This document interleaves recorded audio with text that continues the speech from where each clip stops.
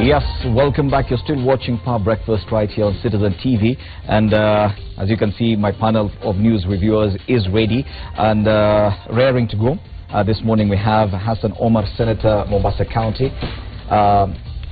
Next to him, Simba Arati, MP, Dagoretti North.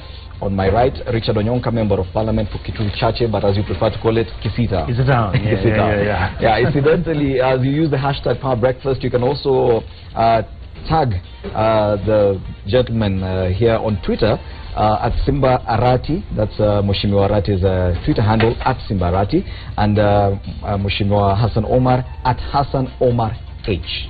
At Hassan Omar H. Richard Onyonka is email, still Aronyonka. Aronyonka at email.com. Okay, I'll get a Twitter handle. I will. We're trying to recruit him to Kenya's own Twitter. My Twitter handle is at Freddy Ndimuli, and of course you can use at Citizen TV Kenya. Yes, before we talk about the main headlines on the newspapers, on the dailies, and then what everyone is talking about, let's take a look at some story about the Olympics. And as the investigations into the Rio fiasco continues, questions also remain as to how Kenyan athletes from Rio were treated as they returned home. While athletes from other countries around the world got a red carpet reception and were lavished with goodies as they returned home, the world-conquering Kenyan athletes appeared to disappear into thin air from their arrivals gate at the Jomo Kenyatta International Airport, with only a handful of relatives and friends to receive them. Masi Kandia reports. At the Heathrow Airport in England, an excited crowd would gather as a specially chartered British Airways aircraft, a Boeing 747 with a gold nose cone and a decorated body, would touch down. Aboard the plane were 67 medal winners of Team Great Britain, the definition of a hero's welcome. Cheers for the athletes would fill the arrivals as the celebrated medalists walked down the steps. Britain proud of its best. The athletes would proudly hang the medals worn on their necks. This just the arrivals for Team Great Britain, as next month there will be formal parades and celebrations for the athletes in Manchester and in London. Down south, it was a vibrant mood at O.R. Tambo International Airport. This, the welcome befitting the Team South Africa from the Rio Olympics. An African dance here, chants there, and a banner reading, "Well done, hashtag Team SA Arise." And when the team walked in, led by women's 800 meters gold medalist Caster Semenya, the crowd would go wild. South Africa got a total of 10 medals at the Olympics. The country's sports and recreation minister Fikile Mbalula not only labeled the athletes as heroes, but presented them with orders of excellence, speaking out against critics of Semenya on renewed controversies about her gender. If they're tormenting you, there's no place like home. Riaurata Casta, you will be our Casta now and forevermore. The same pomp and color witnessed in Germany as the athletes traveled back home.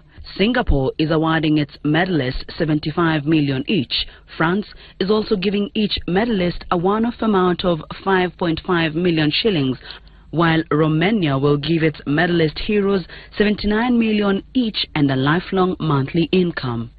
Back home in Kenya, the airports would remain silent. Only Kenyan-born Bahrainian athlete Ruth Chebet would fly to Eldoret to a dance from relatives and county administration, while Jemima Sumgong was given a military promotion to corporal level on return. The rest would sneak in quietly. Despite a troubled build-up, Kenya extended their lead as Africa's most successful Olympic side of all time by finishing as the continent's highest-ranked side in the medals table. South Africa came in second. The celebration would apparently end with the joy felt by both athletes and Kenyans on screen. The famous Olympic champions. That moment when they crossed the finishing line. And the awarding ceremony, which begs the questions, are we doing enough as a country to honor our heroes and heroines? Very valid question there by Mercy Kandi. Are we doing enough? Because yes, over the last 3-4 weeks we've been talking about the mismanagement of the Kenyan team at the Olympics. We've blamed the officials, we've castigated them, we've said we're going to take them to court and all that. But hey, even as Kenyans, we really don't have time for our athletes. No one, even no politician even arranged a dancing troupe to go to the airport, really. I think usually it's the state, the government, that takes lead on that. You mobilize people. I think if Kenyans were told, come onto the streets and welcome your athletes, where there was enough pomp and color and mobilization, that would have happened. That we've done it before, we can do it again 1,000,000 times. This is one of the best performances. Not one of, this is the best performance Kenya's ever had. You know, I watched literally every single race, you know, from that nerve, where we almost thought Tumuti Mushere was going to win the 400 meters hurdles gold, where he came, you know, just slightly, where I thought Ruth Chebet was Kenyan. Then I was wondering how her uniform is red. She looks like us, but you know, but she was running for Bahrain. Yes. Literally every bit of disappointment, but we still hold him with high esteem. That's Aspel Kiprop. Yeah, because just because he didn't win a gold medal doesn't mean he's any less our brother, and he's really done very well for this country. But I think the party was to be organized by the Kenyan government to lead, because if you look at the receiving parties, they're his who's who in the sporting fraternity of South Africa, or for that matter the United Kingdom, and these incentives come from government. So if you look at it critically, I think we failed them in Rio, we failed them at home. Yes. I think we can still make amends for it. If Uhuru Kenyatta is listening, he can host a big party for them at it will be just at least something that we will all come there and acknowledge and fraternize. But after that, they get to work. The National Assembly, they get to work.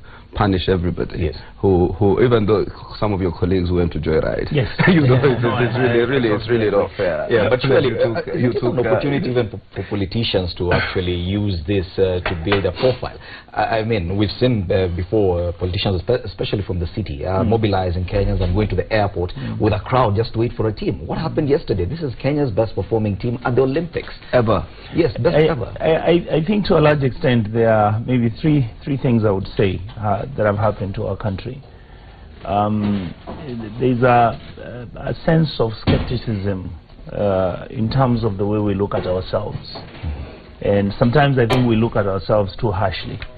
And the reality is that these Olympics, even when our athletes outperformed our expectations, the truth and in honesty, I think there was so much behind these Olympics, and maybe that's where we need to start from. Even when they did well, even when they got the gold medals and all, there was so much. You start with the doping issues, you come in with what happened to the chief de mission, who was brought back. Then you come into our athletes not even receiving their allowances as they were out there.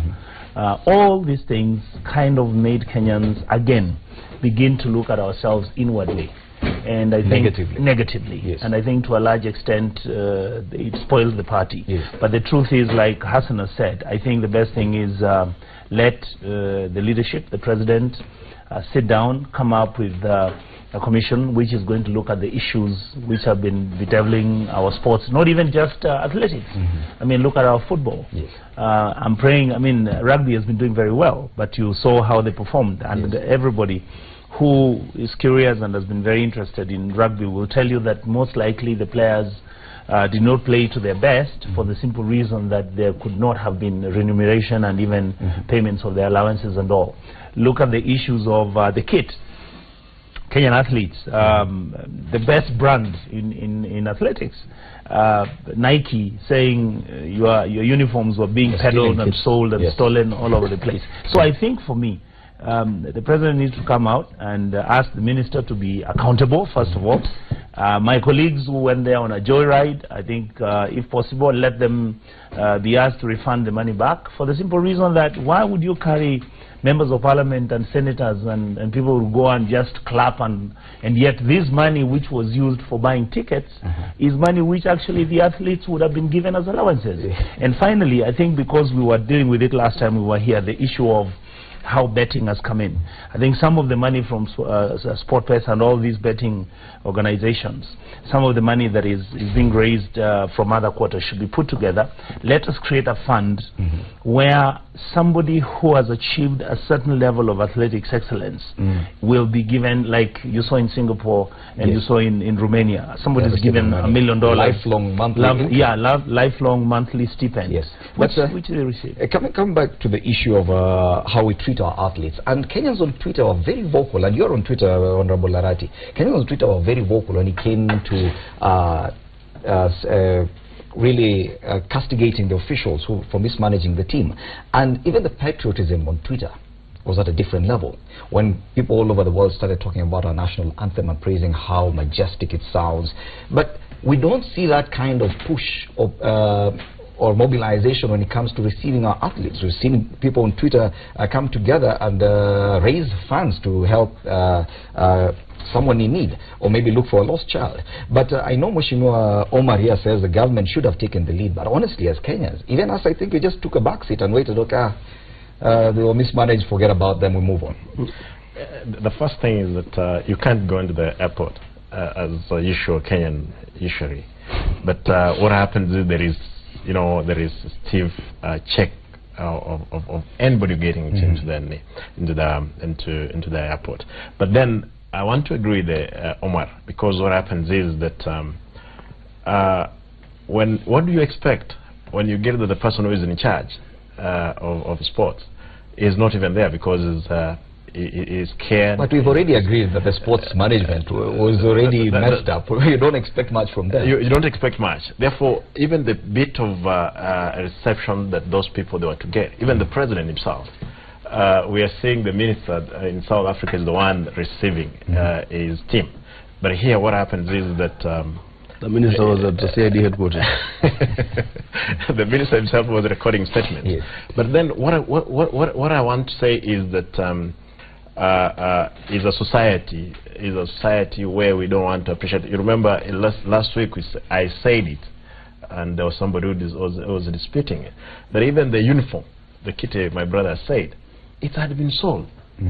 The things which were supposed virtually to facilitate these people. My colleagues in parliament, we can't blame them.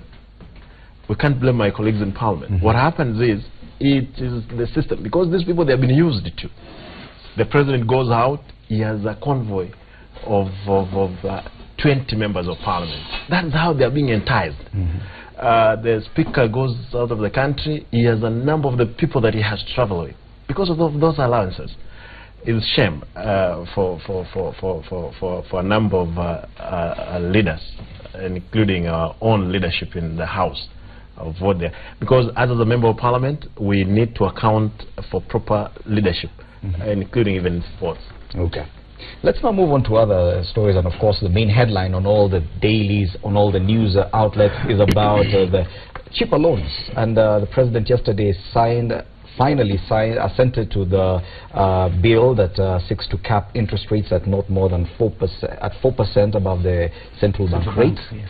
And probably not more than 4%. You can do up to a maximum of 4%. You can do 2%. Up to a maximum of 4%. Yep. Yeah, and I think the standard reads cheaper loans at last, and highlights the various percentages and figures. Let's see how. Yes, the Star. Yes. Uhuru overrules CBK boss on rates. That's a different angle. That is true. Yes. That is true. The Daily Nation. Why low bank rates are good for your family. Yes. Yeah, this one appeals directly to the individual. Yes. But let's look at the figures, and I think the standard has captured this very well. It now says cheaper loans at last, 14.5%, the maximum interest rate banks can now charge on loans as of now, because the CBR rate is at 10%. 10.5. Yes, 10.5%. So plus 4%, that's the maximum. You can charge even 1% extra, that becomes 11.5%. Central bank rate stands at 10.5%. Something else that people are not talking much about, 7.35%, the money you will earn from your deposit, because people are just talking about the loans, how much interest you'll be charged. But now the minimum amount you will earn from your loan, if you deposit 100,000 shillings in your bank, at the end of the year you'll get at least 7,000 shillings from that deposit. And then 134 billion shillings bank's profit made last year. Do you think the president has hit the jackpot with this one? I think if President Kenyatta didn't do this, the outcry would have been massive. He would be. I think for the first time, you know, the last 1-2 times I've agreed with National Assembly, all rank and file. We're going to, I think, for the first time, veto the president's memorandum, if he brought one, giving, you know, literally, the president has been amending laws through a memorandum, by the way, which is, I find it totally unconstitutional or illegal. So you do what you want to do, then he'll bring a memorandum with his amendments and say, this is what I want, and it's a one-man parliament. He passes it. So I think what happens is, this one, I think, was important. I think whatever the arguments about meltdown of our economy, lack of access to those who have high-risk borrowers, I think that will all fall into place eventually. If these banks think that they cannot operate in this environment, pack and leave. You know, it's as simple as that. Let those ones who will offer that type of percentage, almost all banks around the world trade at that level of interest. So we cannot come here and constantly suffocate our populace. I think this was spot on. And the president quoted 2 things which I appreciated. I read his full statement. He said that the banks have reneged on good faith. Joe Donde tried it. It didn't occur. They promised to do something around it. So this time, then the next time that happened was with Midiwo. In I think 2014, they don't go through. So this time they started saying we're going to create a fund for SMEs and put 30 billion. Why were you not doing it all along? So the president said, you know, this time, you know, you guys have done well, but you know, carry your cross. I will not overrule Parliament on this one. This is what literally the statement was saying. And you know, you renege on your promises. I think on this one we did well as a country. And what about for the president? Because there was a lot of skepticism. And the people said the president has interests in that sector, and there's no way he's going to assent to this bill. But if politically, do you think the president has hit a jackpot to this one? I think to a large extent, my answer would be yes. This was a politically very, very sensitive issue. First of all, for me, at a personal level, I really like to give my accolades to Honorable Joe Donde. These are some of the Kenyans that other Kenyans may not know, who have been the trailblazers, the people who picked this country and took issues, and they fought and in the process fell aside, and others picked on. I think we need to give him the accolades. Number 2, I think in this case, President Uhuru made a decision which has resonated extremely well with most Kenyans. In fact, one of my friends called me last night and said if Uhuru had made 2-3 such decisions in the last 3 years, we would not even be discussing about his presidency. I think to me, this is a legacy-based decision. He understands what history and how history is going to judge him. Whatever the commercial banks are talking about, for us, as members of parliament and as leadership, we really sometimes must stand up and hold our heads high in terms of protecting the common good. And I think this is a decision that Uhuru has made, which is based on the common good. I really appreciate the pressure that my side of the coalition, which is ODM, had put in also. I think by Prime Minister Raila Odinga coming up and saying that I'm asking President Uhuru, I think Kalonzo Musyoka did the same thing, and saying this is good for the country, please do it. It also puts sudden pressure on the President to make this decision. I think finally, even when this could just be one of the issues that has been very sensitive to the Kenyans, I think there are many others. For example, I can give you another one that we're intending to target. We're intending to target Safaricom. We believe that the Kenyans are not getting value for mobile money. We believe that they're not paying enough taxes to the government. We believe that the service is not up to standard. And we'll be fighting this in the House, and we may lose some, but we'll be winning some. And this is a win-win for Kenya, really, as a country. Yes, Bonarati, even the Honorable Prime Minister Raila Odinga, the opposition chief, said this is a good move that works in the best interest of majority of Kenya. The president's step is a patriotic move that should have been implemented by previous regimes. Now, even politically, do you think what President Uhuru has done, given that we're already in election year, just signing this bill into law is enough to re-elect him, to get him re-elected? This is a move, the last move, that it can't help him to, to be elected. It is a huge move for Honorable Arati. It is, but then what happens is even the way he has done it 1 or 2 weeks ago, it was a bit his if he wanted to sign it. But it's also his advisors must have told him clearly what was awaiting him. It's not enough. He has done more worse things that he would have corrected. This one, yes, there is a plus for him as a president, but indeed this cannot give him the lead in terms into an election, because if we'd have tackled, if there is a person who would have helped us out of the current fix we are in, is the President Uhuru. But he literally refused.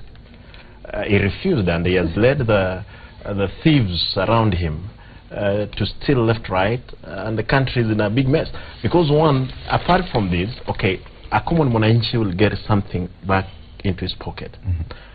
But the much that they have stolen, his regime has stolen. Well, that can be argued, because today, unfortunately, we do not have any member who can directly defend nobody the president. This regime, because Senator Kimani Wamatangi was supposed to join us. I understand he's just flown in from abroad, so he couldn't make it. But because I know with Honorable Arati on the panel, we really need someone from the Jubilee side to defend the government. But anyway, let's take a look at some of the banks. Can I say something about this whole capping of interest rates?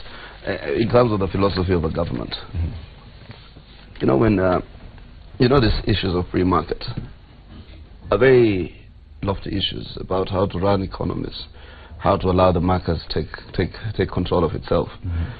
But when you live in a country where the majority of us are weak, majority of us are poor, majority of us are vulnerable, a state must come in to protect them. This is what is called state intervention or state protectionism, where it is important to have a state come in to protect the poor, where it is important the state comes in to protect the vulnerable, where you come and curb interest rates.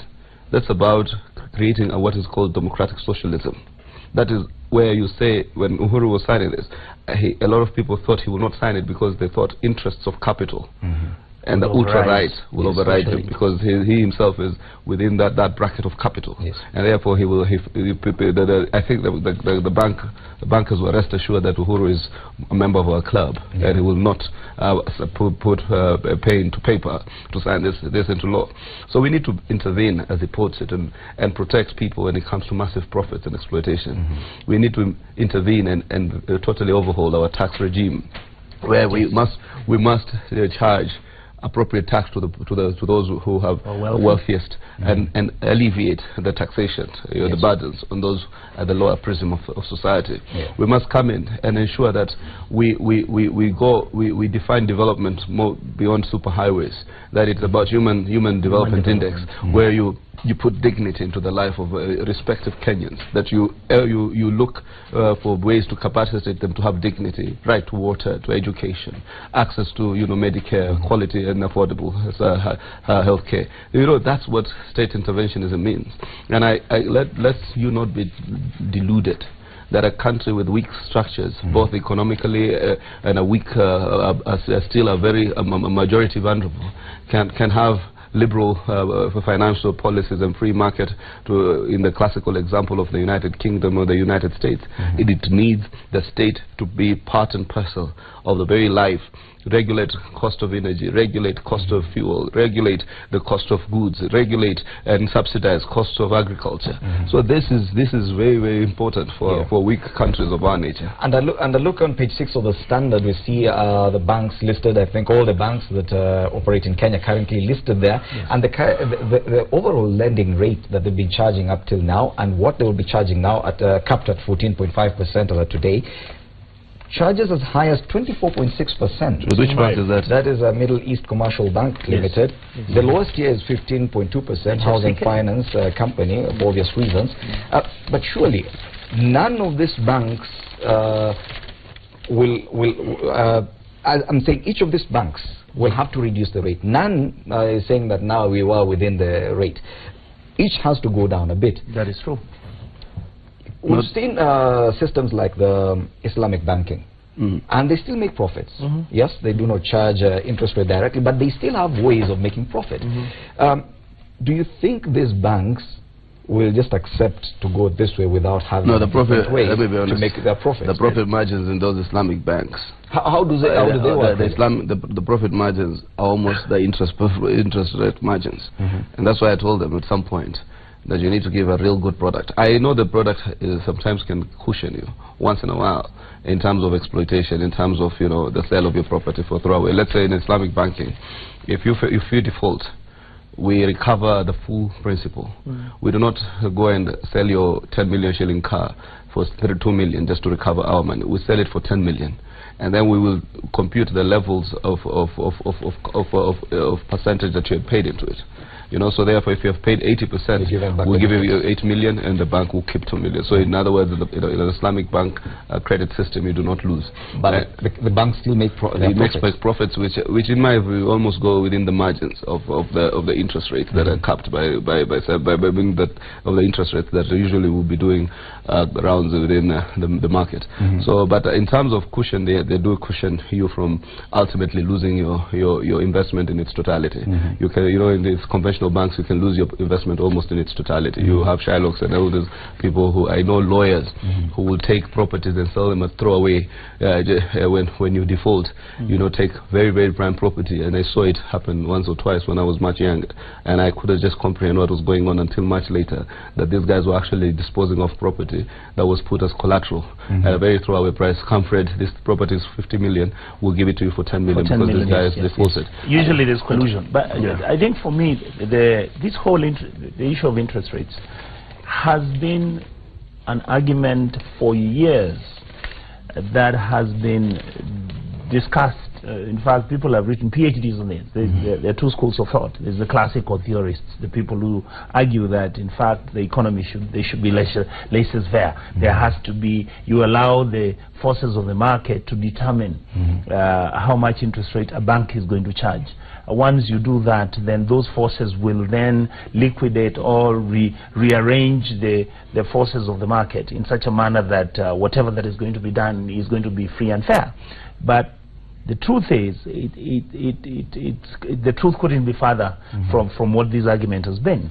And the reality you have, the cheapest lender in Kenya has been HFCK, for the simple reason that the argument has been that HFCK gives out loans, but their money is secured simply by them accepting the property as collateral, and therefore the risk that they're going to be encountering is much minimized. I don't think that is the true position on the ground. The reality is that if the interest you're charging a customer is going to be an interest that is acceptable, that looks to be fair, in the thinking of the new classical economic thought, the argument is that the customer is going to be rational. Therefore, they are going to work very hard and make sure that they pay this money. Therefore, it reduces your risk in terms of what you're going to charge.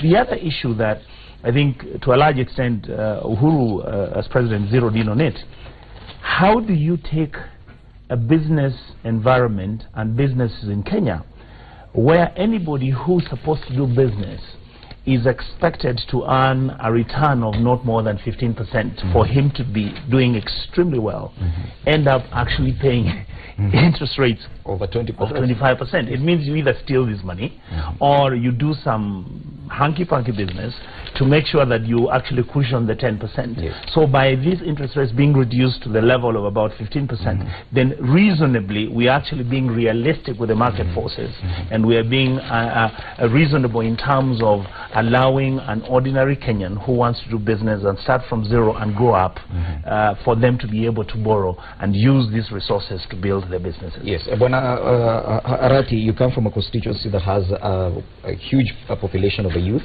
Most of them are not employed in the formal sector, and most of them are starting out their small businesses, trying to get a loan from the bank here, from a SACCO there, to build this business. Now, with this capping of interest rates, bankers are saying that some of these young people who are considered high-risk borrowers will no longer be able to access credit. Doesn't this therefore present a problem for you as a member of parliament in talking to those people? How do you encourage them to do business when even the financial institutions cannot even consider them?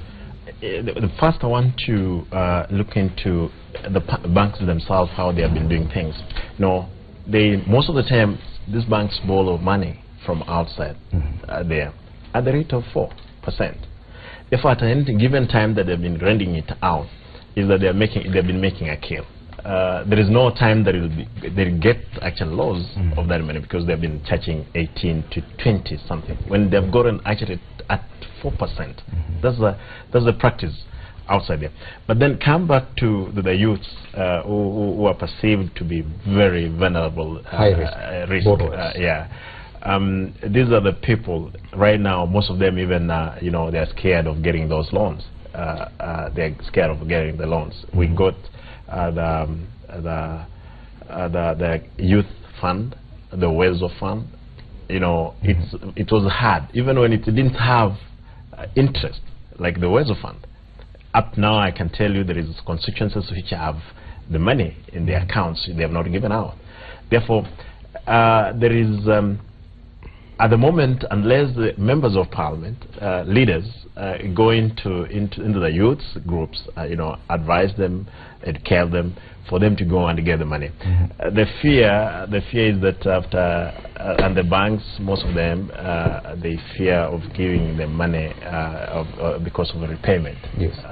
It's hard for these people. You can't trace them. Hence the high risk. Because now, let me tell you what will happen. But what happens is that we are looking at a society. When a society is properly educated on and priorities put right with those youths, most of them, they will get the money outside here. And Onyonka was talking of betting. Betting, if it's not going to be controlled, all this money will be eaten back with the same group of people who have actually now turned the country upside down from the poor people.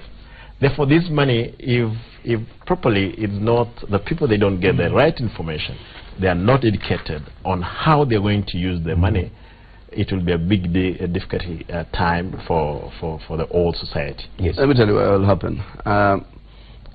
I'm not an economist, neither am I a person in the finance, but some of these issues are common sense issues. You're a person acclimatized to 20% interest rate, so you're going to drop your margins by about 4.5%. So based on your projections, you'll not be able to survive with the type of environment. Either you rationalize it or you perish. So when you perish, what will happen is there will be that person who has always wanted to invest in this business, but then he has not been able because there is all these big brands, Barclays, Standard Chartered, Equity, and the rest of it. So what these people will do with low volume investment will come in, put the required, I think, 2 billion or 2 at the central bank that you deposit. And then because now you're coming in with a fresh perspective, you start to create a new fraternity of bankers who now will come in. You see, like I'm told, or you are told, ministers those days used to do 1, 2, 3 things. Those days MPs used to do 1 or 2 things that we don't do right now. So those who are there miss it. those who are not there, me, I do not know. When I come in firsthand, that's the environment I found. So I have nothing to talk about in terms of nostalgia. So those ones who are nostalgic will perish, but those new persons who come in will be able to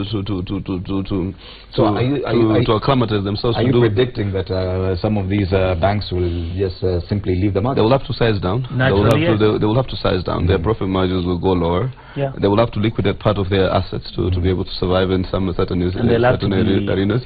But all this is, as you put it, it's money from interest to the exploitation.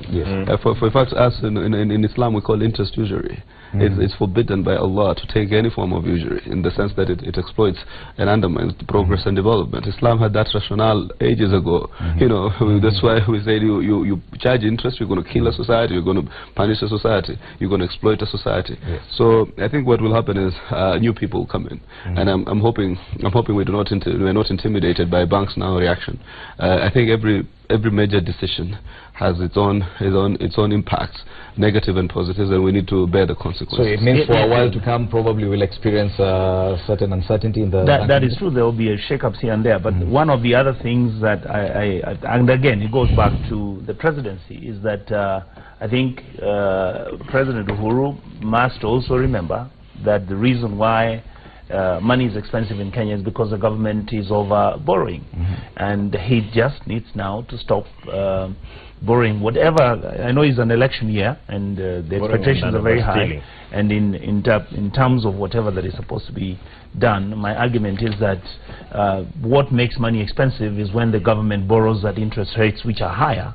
Therefore, commercial banks do not necessarily want to lend to an ordinary wananchi, and because the government is buying, is offering treasury bills, which then the commercial banks take into custody because of the high interest rates which they're getting. So there has to be a very deliberate economic strategy by the Jubilee coalition to make sure that even when you have said, yes, we're going to have interest capping, then the other thing you have got to make sure is that you have to stop the excessive borrowing, either domestically and even internationally, so that then the economy can consistently continue growing from the level whereby money is cheaper, which means interest rates are going to get lower, inflation will go down, and as a result the economy will then pick up. Okay.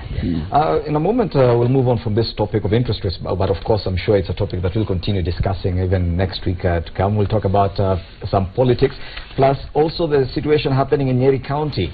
We've seen the MCAs even fight in the assembly. We'll be discussing that plus a lot more. Remember, the hashtag to use is Power Breakfast. We're still here on Citizen TV. Remember, my panel is still here. Hassan Omar, Senator, Mombasa County. Richard Onyonka, MP, Kitutu Chacha. Simba Arati, MP, Dagoretti North. They're still here. We'll now take a short commercial break. We'll be right back.